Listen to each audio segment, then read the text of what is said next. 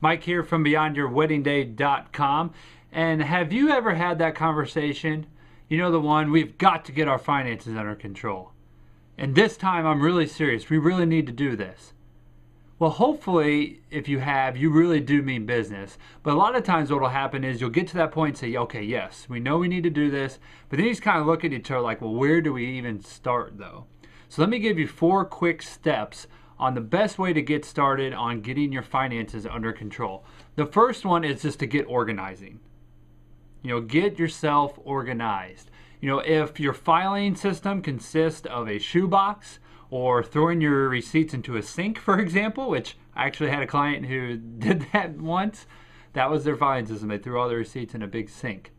If that's what your filing system is, you're probably not very organized. So, get yourself a filing system set up. Get some file folders, separate those out because, the chaos that comes from not having your, financial forms in order, so to speak, is probably causing a lot of the chaos in your overall finances. So, get your, important documents organized, the tax returns, Roth IRA statements, all those things, get them nice and organized. And that is a huge first step. It really does make a big difference for the rest of it to be able to work. Second is to find out where you're starting from. Kind of know where you're going, you have to know where you're starting from. So you need to take an inventory and an accounting of everything, of kind of where you sit right now. Figure out what your income is versus what your expenses are. What extra money do you have at the end of the month, if any?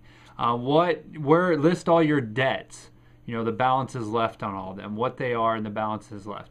Figure out your net worth by, thinking of everything that you own, such as, your house, what it's worth, your cars, what they're worth, any retirement accounts that you have, and compare those to versus what you owe, on all those things, and you can kind of determine your net worth that way. So kind of take an accounting of where you stand now.